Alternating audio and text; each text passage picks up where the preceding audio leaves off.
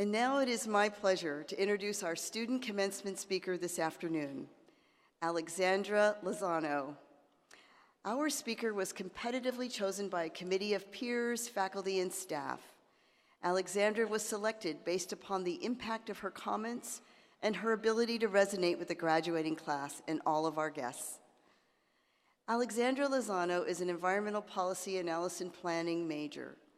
Outside of the classroom, you can find her on the 3rd floor of the Memorial Union, working for ASUCD, reading on the quad, and laughing over the squirrels of UC Davis Instagram.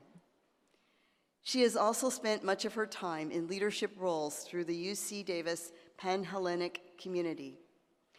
Her love for policy and advocacy has inspired her to continue her education. She will be heading to law school at Texas A&M this fall.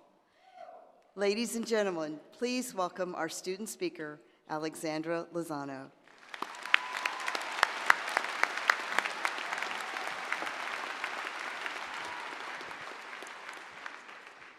Good afternoon, Interim Provost Burtis, Dean Dillard, distinguished faculty, family and friends, and most importantly, the UC Davis class of 2017.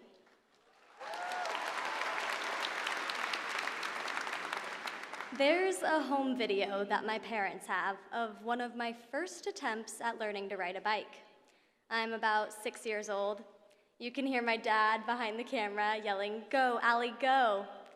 The camera follows me across the playground and watches me ride directly into a basketball pole. Cue a camera drop, my dad picks me up, and some videos later I can be seen having a more successful but still shaky experience with a bicycle. I have 2 reasons for sharing this short and mildly embarrassing story with you all today. First, so that you can imagine the amusement in my household when 4 years ago I committed to attend a university famous for biking. And second, because getting through college is a lot like learning to ride a bike. Sometimes you run face first into a basketball pole or land sideways in a bike circle, but we all chose this incredible university to pick us back up and help us try again. The average UC Davis student has spent 72,576,000 seconds on this campus. And as we prepare to leave, I ask you to remember, how did you spend your time at UC Davis? Maybe you were volunteering at the dairy farm with the cows. Maybe you had your hands full of fresh produce on the student farm. Maybe you were on a first-name basis with Peter J. Shields.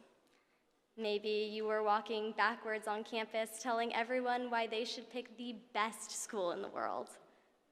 Maybe you helped plan picnic day.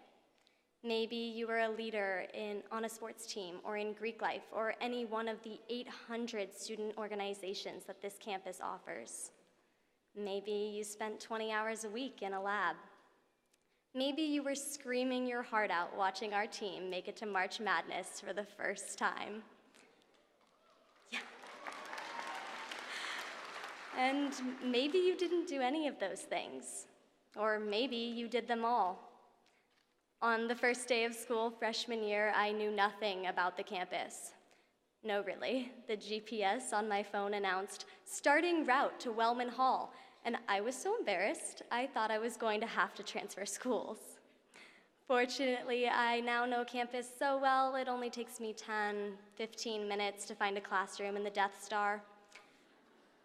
But truly, what I've learned is that this school, the faculty who work here, and the students who chose to attend UC Davis have changed my life.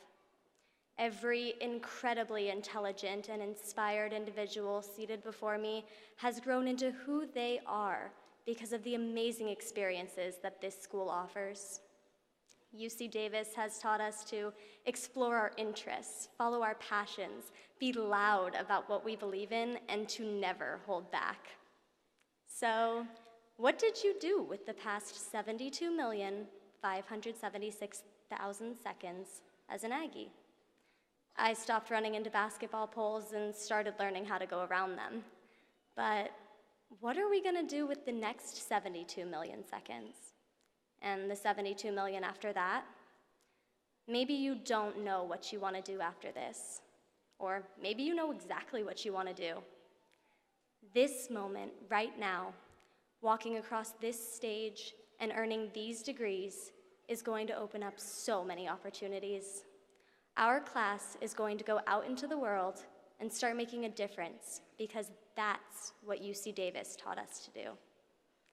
As my favorite author, J.K. Rowling, once said, we do not need magic to change the world. We carry all the power we need inside ourselves already. We have the power to imagine better. Thank you, UC Davis, for instilling that power in us. Congratulations, Aggies.